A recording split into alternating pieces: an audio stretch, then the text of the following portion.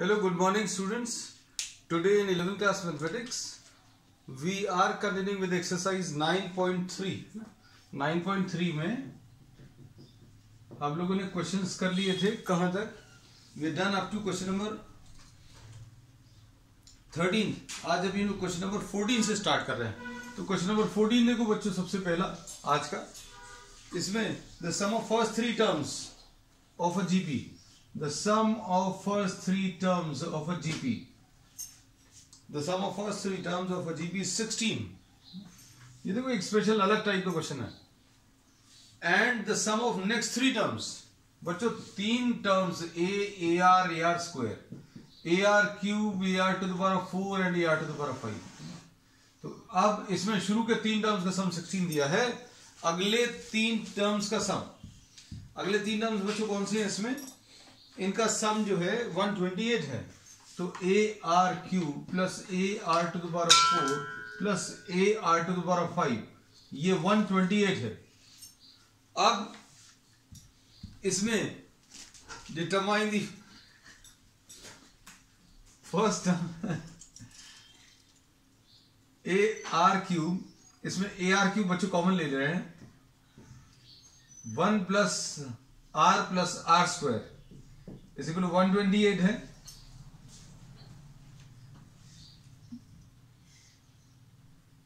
अब इसको डिवाइड करें बच्चों किससे? ये फर्स्ट इक्वेशन है and this is the second equation. तो अब आपको A और R की वैल्यू सॉल्व करनी है. तो divide second by first, second को फर्स्ट से डिवाइड कर दो.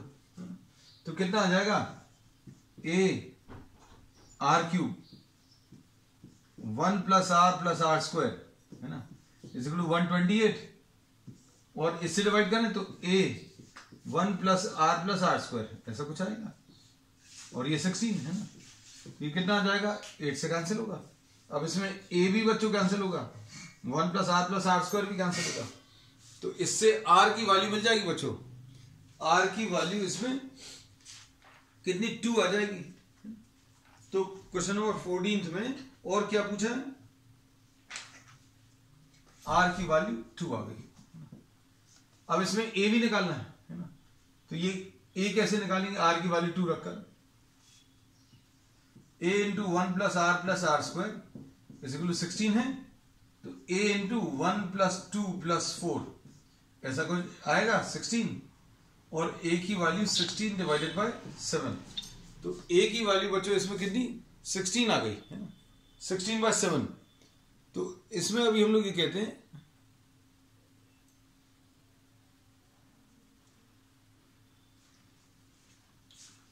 A भी आ गया और R भी आ गया. और क्या पूछा है इसमें क्वेश्चन नंबर 14 में? The sum of first three terms, sum of next three terms. अच्छा ठीक. First term common ratio and the sum of n terms. अच्छा सम ऑफ एन टर्म्स ही पूछा बच्चों. देखो sum of n terms is A R to the power of n minus 1 upon R minus 1. बस formula लगाना, solve करना है. तो अब इसमें वैल्यूज अगर आप रखोगे तो ये कितना आ जाएगा? 16 by 7 2 to the power of n minus 1 upon 2 minus 1. बस यही इसका आंसर है, सम ऑफ एन टर्म्स. अब इसके बाद नेक्स्ट प्रॉब्लम बच्चों. नेक्स्ट क्वेश्चन में क्या दिया है? Given a GP. Question number 15 में आपको एक जीपी दिया हुआ है.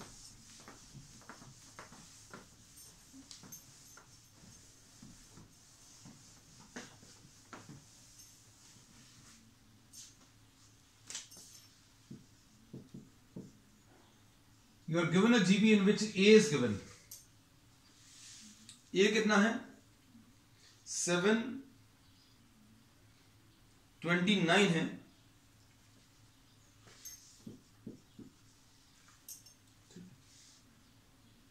फिर इसके बाद क्या दिया है? 7 टर्म इज 64. 7 term is 64. और क्या? फाइंड S7 निकालना है. अब देखो बच्चों इसमें ये दोनों जो डेटा दिए हुए हैं उसको अगर यूज करें तो इसका फॉर्मूला क्या होता है 7 टर्म का a r to the power of 6, ऐसा लिख सकते हैं। अब ये कितना आ जाएगा, a7 की value 64 is equal to 729 a to the power of 6, तो ये a to the power of 6 कितना आ जाएगा 64 डिवाइडेड बाय 729, तो इसको 2 टू द पावर ऑफ 6 लिख सकते हैं और ये 3 टू द पावर ऑफ 6 आ जाएगा। तो a की वैल्यू निकालने के लिए a will be equal to 2/3, a की वैल्यू बच्चों कितनी 2/3 आ गई। अब इसके बाद नेक्स्ट इसमें क्या पूछा, sum of 7 terms. Sum of 7 terms कैसे मिलेगा, a इंटू कुछ गड़बड़ कर दिया है r to the power of 6। हाँ ये देखो बच्चों a तो कैंसिल हो गया, a7 की वैल्यू 64 है, a की वैल्यू 729, ये r है ना, कुछ ज्यादा गड़बड़ नहीं हुई, सिर्फ एक सिंबल जो लिख रहे थे वो यहां से गलत कॉपी किया और वो उसी को आगे कैरी कर लिया, तब हमें समझ आया एक के ऊपर 6 कहां से आ गया। ये a r to the power of n-1 upon r-1 ऐसा कुछ लेते हैं। अब इसमें वैल्यूज रख लो बच्चों, वैल्यूज रखने पर क्या आ जाएगा,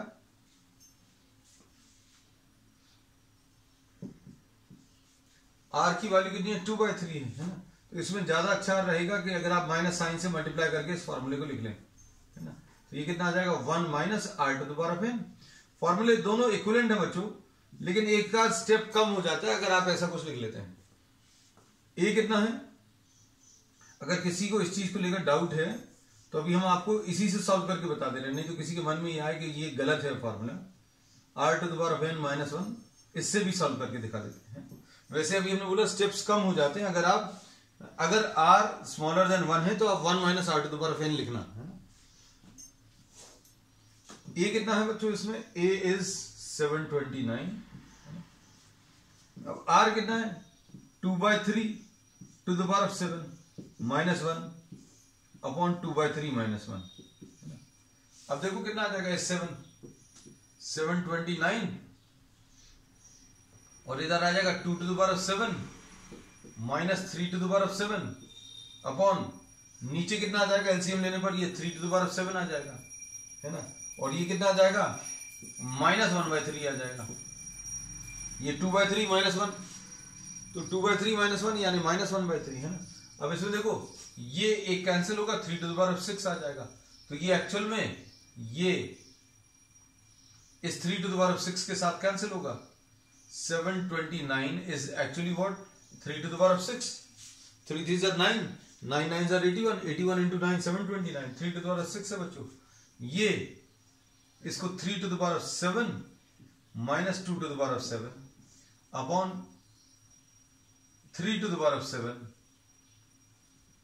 ये 3 to the power of 6 लिख दे रहा है, ये काट कर 3 to the power of 6 into minus 1, minus 1 भी आपने ऊपर मल्टीप्लाई कर लिया तो माइनस साइन भी चला गया, कुल मिलाकर ये बचा है ना।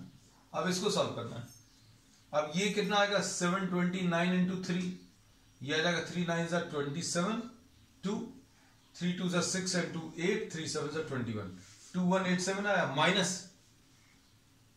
माइनस क्या बच्चों 2 to the power of 7, 2 to the power of 6 तो मालूम है कितना, 2 2s are 4, 4s are 16, 4s are 64, minus 128 है ना, तो 128 माइनस कर दो, और 128 माइनस करेंगे तो 17 में से 8 गया 9 बचा है ना, फिर यहां पर 7 में से 2 गया 5 बचा, तो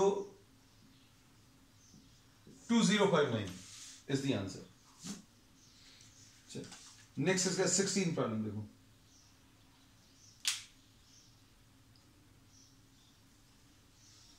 question number 16।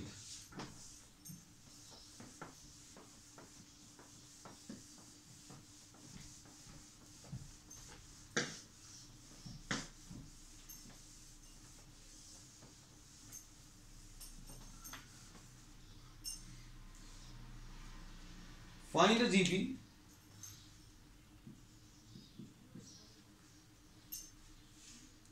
Find a GP for which the sum of first two terms is -4. Sum of first two terms a plus AR is -4. ये दिया है, और क्या दिया है? Fifth term is 4 times the third term. Fifth term is 4 times the third term. Fifth term is 4 times the third term.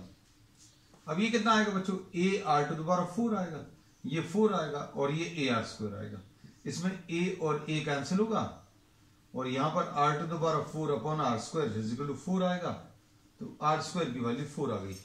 तो r इसको solve अगर करोगे तो r की वैल्यू बच्चों इसमें +-2 मिलेगा. r की वैल्यू अगर आपने 2 ले लिया यहां पर तो a plus 2a is equal to -4. a की वैल्यू -4/3 आएगी. पूछा क्या है इसमें? Question number 16. Question number GB निकालनी है. तो इसमें a और r मालूम है तो जीबी तो निकाल सकते हैं, इसके लिए जगह छोड़ देना. फिर r की वैल्यू बच्चों -2 ले लो, है ना. r की वैल्यू -2 अगर आपने ले लिया तो ये -2 sorry a -2a will be equal to -4. तो इससे a की वैल्यू बच्चों 4 आ गई, है ना. तो दो वैल्यूज आ गई इसमें, a की और r की, है ना. तो अब इसमें अगर आपको जीबी निकाली तो -4/3 और r की वैल्यू 2 है तो -8/3 -16/3 एंड सो ऑन. 2 से मल्टीप्लाई करते जाना, आगे की टर्म्स आते जाएंगे. अब यहां पर क्या है? पहला टर्म बच्चों 4 है, तो अगला टर्म कितना आ जाएगा? 4 -8, ठीक है. फिर अगला कितना आ जाएगा? 16 -32 एंड सो ऑन. तो ये आ गए answers. These are the 2 answers. चलो नेक्स्ट इसमें 17th क्वेश्चन.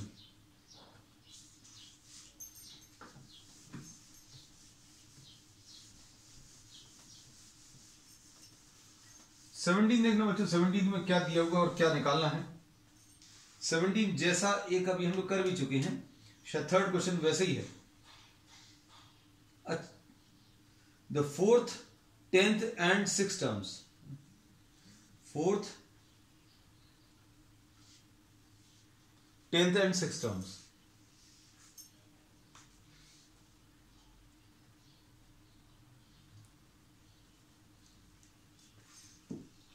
फोर्थ, 10th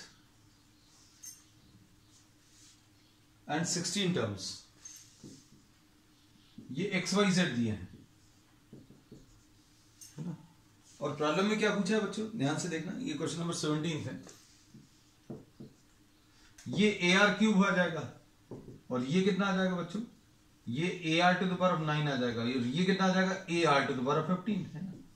अब इसमें इन्होंने बोला show that XYZ are in GP. XYZ ये GP में है, ये प्रूफ करना है. अब इसमें क्या करेंगे? ध्यान से देखना. आपको अगर ये GP में प्रूव करना है तो square of the middle is equal to product of the extremes. इसका स्क्वायर इन दोनों के प्रोडक्ट के बराबर है, ये शो करना है. तो शो कर सकते हैं. राइट हैंड साइड से स्टार्ट करो. राइट हैंड साइड XZ है, x की वैल्यू AR³, z कितना है? AR to the power of 15. ये कितना आ जाएगा? A² R to the power of 18 यानी AR to the power of 9 का whole square. AR to the power of 9 का होल स्क्वायर यानी A10 का होल स्क्वायर यानी y का स्क्वायर. बस यही प्रूव करना था. तो ये हो गया. इतना ही सा है. क्वेश्चन नंबर 18 देखो बच्चों. Find the sum to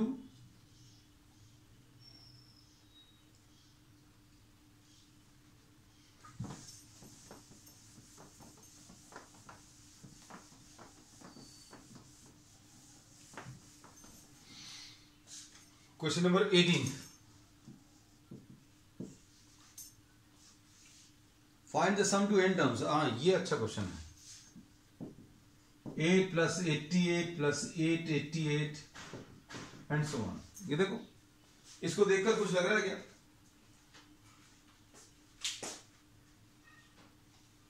ये किसी टाइप की सीरीज फॉर्म कर रहा है क्या?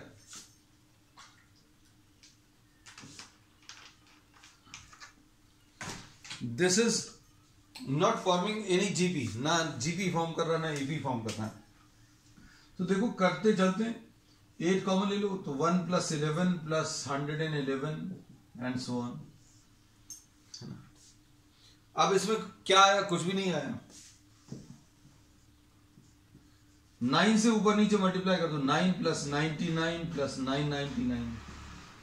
हमने 9 से ऊपर नीचे मल्टीप्लाई किया, नीचे वाला 9 तो ऐसे लिखा है, ऊपर वाले 9 को अंदर मल्टीप्लाई कर दिया। अब बताओ क्या होगा? कुछ फायदा मिला क्या? s की वैल्यू बच्चों 8/9 है ना, और अंदर क्या आ जाएगा? 10 - 1 + 10² - 1 + 10³ - 1 एंड सो ऑन। ऐसे कुछ टर्म्स आ जाएंगे।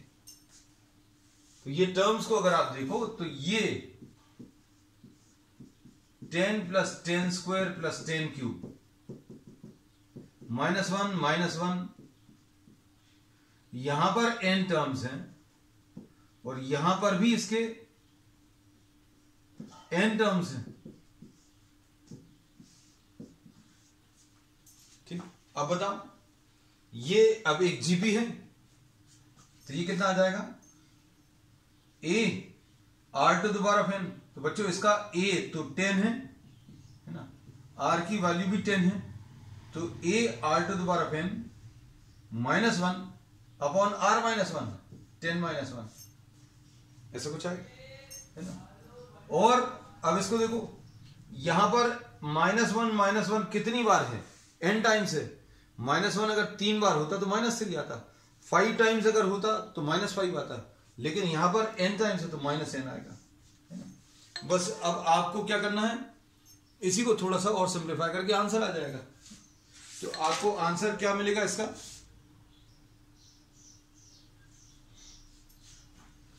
ये आ जाएगा 8/9, है ना, और अंदर क्या आ जाएगा बच्चों? सॉल्व करने पर ये 10/9 आएगा माइनस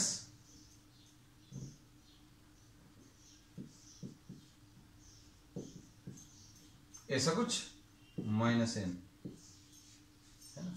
अब आपको कई बार प्रॉब्लम्स में डायरेक्टली ऐसे ही आंसर दिया रहता है, या कई बार इसको भी और सिंप्लीफाई करके दिया रहता है। तो आप देख लेना, चेक कर लेना, इसको अगर और सिंप्लीफाई किया है तो और सिंप्लीफाई कर लेना, नहीं तो हाँ इसको अंदर मल्टीप्लाई किया हुआ 80/81 लिखा है, 10⁹ -1 और माइनस, बस कुछ नहीं है, मतलब ये सिंप्लीफाइड ही है। 80/81 10⁻n - 1 minus 8/9n. So this is the answer. ये क्वेश्चन नंबर 18 थे बच्चों। अब क्वेश्चन नंबर 19 देखो। 19 में क्या बोला है? कुछ अलग ही प्रॉब्लम है। Find the sum of the products of the terms.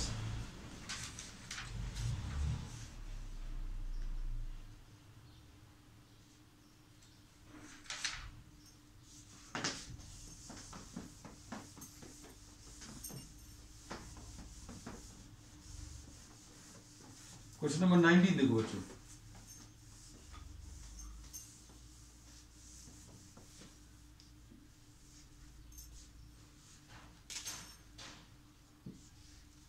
Question number 19 में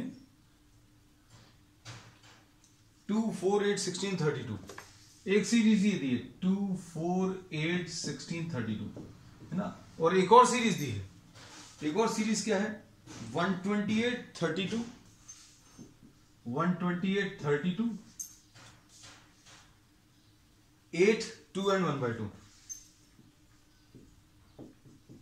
अब इन्होंने बोला कि इन दोनों सीरीज के टर्म्स को मल्टीप्लाई करो।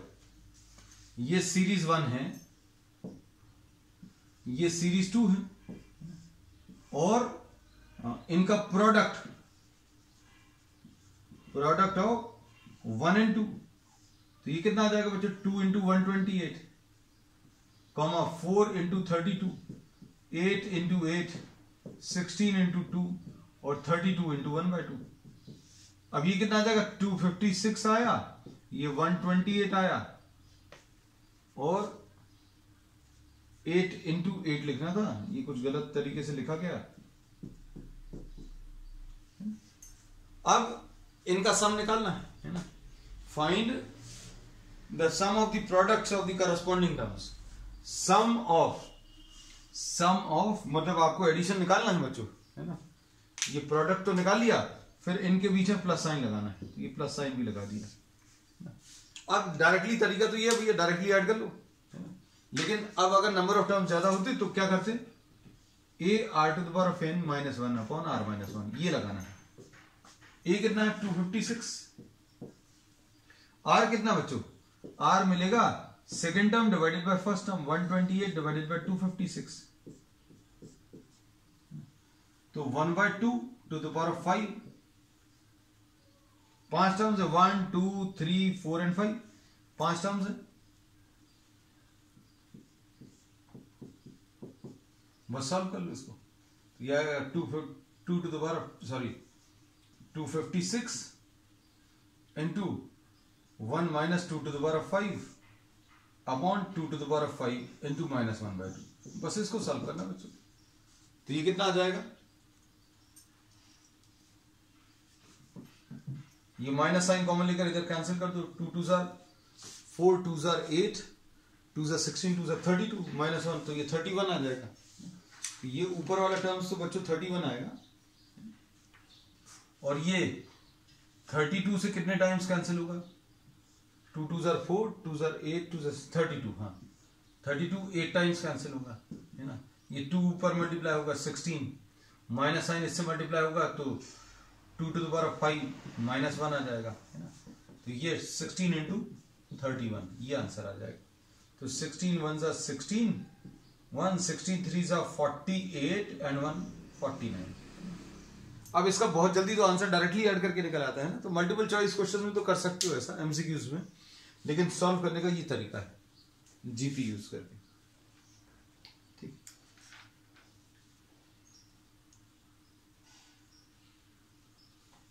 Question number 20।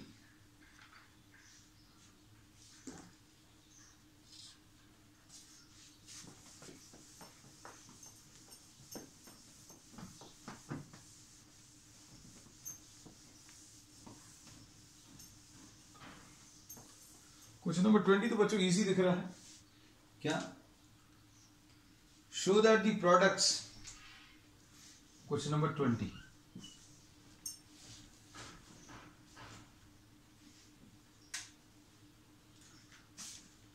show that the products of the corresponding terms, फिर से दो सीरीज दी हैं बच्चों, AR square, ARQ and so on। ये सीरीज 1, सीरीज 2, ये क्या दिया है?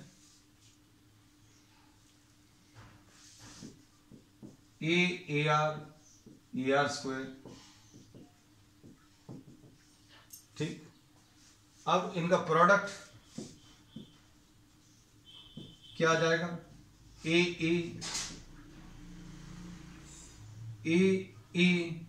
AR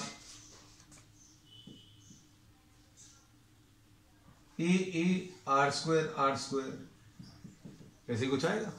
अब इसे उन्होंने बोला show that this forms a GP. GP अगर फॉर्म कर रहा है तो क्या होगा? Second divided by first, common ratio आएगा AR अपॉन AR, या फिर ये अभी हम लोगों ने second term divided by first term निकाला, third term divided by second term निकाल लो। AR square capital R square upon AR, ये कैंसिल होगा, R और R कैंसिल होगा, तो R will be what? The common ratio.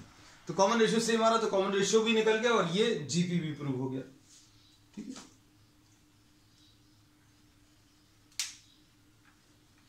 अब क्वेश्चन नंबर 21 देखो बच्चों। क्वेश्चन नंबर 21 में find 4 numbers forming a geometric progression in which the third term is greater than the first by 9 and the second term is greater than 3.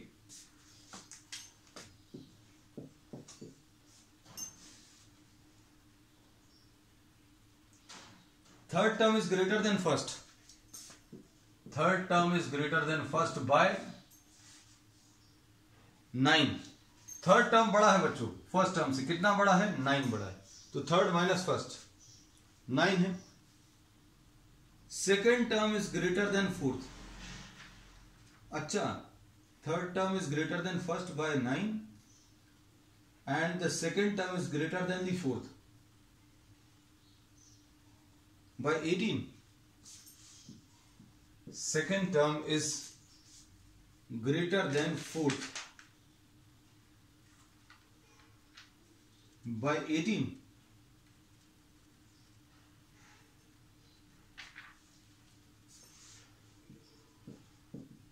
ऐसा कुछ दिया है। अब देखो इसको अगर आप इक्वेशंस के टर्म्स में कन्वर्ट करें तो ये AR square minus AR square minus E is equal to 9, इसमें से a कॉमन ले लो तो R square minus 1 is equal to 9, और इधर कितना आ जाएगा बच्चों? इसको AR लिख लिया माइनस AR क्यूब लिखा इज इक्वल टू 18। अब क्या करेंगे इसमें? देखो इसमें से AR कॉमन ले लिया तो 1 माइनस आर स्क्वायर आ जाएगा, है ना? ऐसे ही आएगा 1 माइनस आर स्क्वायर। अब इसमें क्या करें बच्चों? क्या किया अभी हम लोगों ने? सेकंड टर्म को AR लिख लिया और फोर्थ टर्म को AR क्यूब लिख लिया। तो सीरीज क्या आएगी बच्चों? AR स्क्वायर AR क्यूब, बस इतने ही से काम चल जाएगा। अब देखो, अब आप डिवाइड करो AR into 1 minus R square is equal to 18, divide किया किससे? A into R square minus 1, इधर 9 है ना? तो इसमें A और A कैंसिल होगा बच्चों, ये भी कैंसिल होंगे, माइनस साइन कॉमन लेकर बच्चों ये भी कैंसिल होगा, और कॉमन लेने पर -1 आएगा।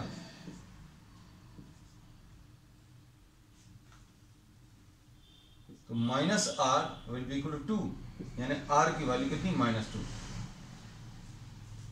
आर की वैल्यू बच्चों -2 आ गई। अब देखो आगे,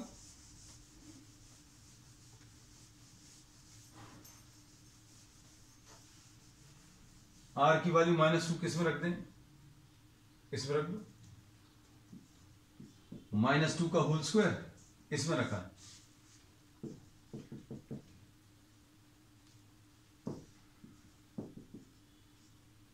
तो ये आ जाएगा 4a minus a is equal to 9, 3a is equal to 9, a की वैल्यू 3 आ गई, a की वैल्यू 3, फिर ये -6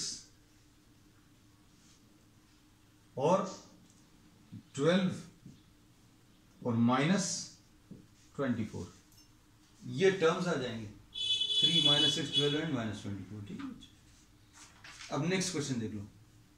if the pth qth rth terms of a GP are A, B and C. Question number 22.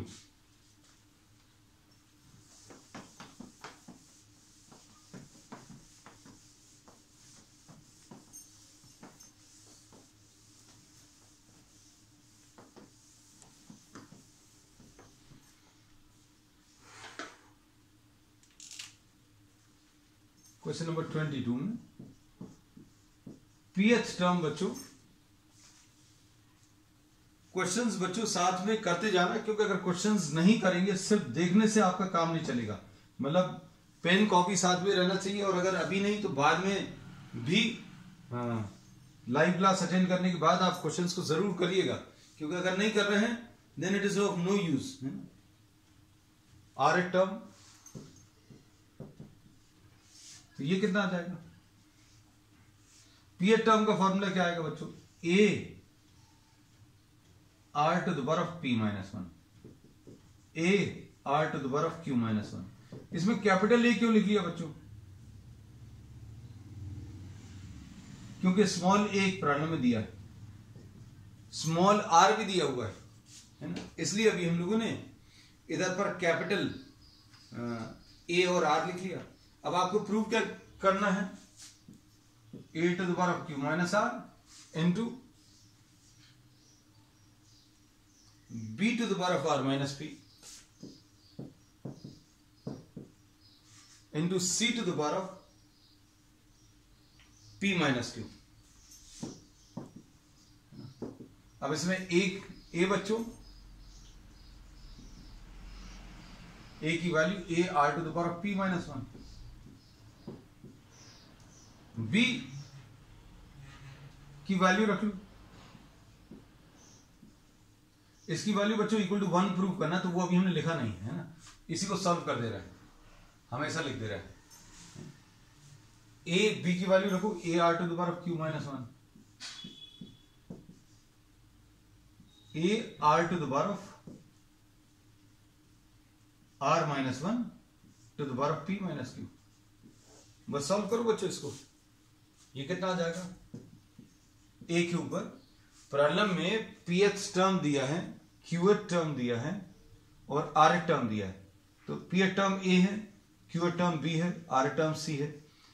PH term का formula लगा दिया, QH term का भी फॉर्मूला लगा दिया और आर टर्म का भी अभी हम लोगों ने क्या किया बच्चों? फॉर्मूला लगा दिया। अब इसके बाद क्या करना है?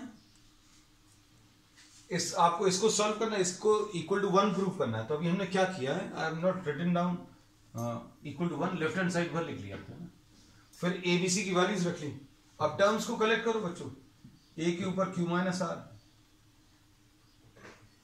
इंटू ए के ऊपर आर माइनस पी इंटू ए के ऊपर पी माइनस क्यू, आर के ऊपर P minus 1 into Q minus r into are के ऊपर Q minus 1 are minus P, ठीक, इंटू आर के ऊपर are minus 1 into P minus Q. बच्चों अब लॉ ऑफ एक्सपोनेंट्स लगा लो। लॉ ऑफ एक्सपोनेंट्स क्या बोलते हैं? बेस अगर सेम है तो क्या होगा? बेस अगर सेम है तो बच्चों पावर्स ऐड हो जाएंगे। पावर्स किसके ऐड होंगे? देखो ए के पावर ऐड होंगे, Q minus R plus R minus P plus P minus Q, है ना। तो ये तो देखो ए के पावर्स कितने आ गए? ए के पावर्स 0 आ जाएंगे। आर के पावर्स, अब आर के पावर्स भी बच्चों ऐड होंगे। आर के पावर्स क्या आ जाएंगे? देखो हम ब्रैकेट्स खोल के बता दें तो ये आ जाएगा P Q minus P R minus Q plus R, ठीक। फिर उसके बाद plus Q R minus P Q, Q R minus P Q minus R plus P R minus P Q minus P and plus Q. बस अब देख लो powers बच्चों, ये तो ए का पावर 0 आ गया और इधर पर क्या होगा? ये पी क्यू और ये पी क्यू कैंसिल होगा, ठीक। उसके बाद और क्या कैंसिल होगा बच्चों? माइनस पी आर और प्लस पी आर कैंसिल होगा, माइनस पी आर और प्लस पी आर कैंसिल होगा, माइनस क्यू और प्लस क्यू कैंसिल होगा, ठीक है। और प्लस आर और माइनस आर कैंसिल होगा, प्लस आर और माइनस आर कैंसिल हो गया, और प्लस पी और माइनस पी ये कैंसिल हो गया। अब ये क्यू आर और पी क्यू बच रहा है, तो ये बच्चों पी आर माइनस, हाँ ये तो कोई गलत लिखा, माइनस आर क्यू, है ना, ये कैंसिल हो जाएगा। तो A to the power of 0 और R to the power of 0 यानी कि 1 आ जाएगा, है ना। चलो बच्चों आज के लिए इतना ही। We will continue with the remaining problems on the next one. That's all for today.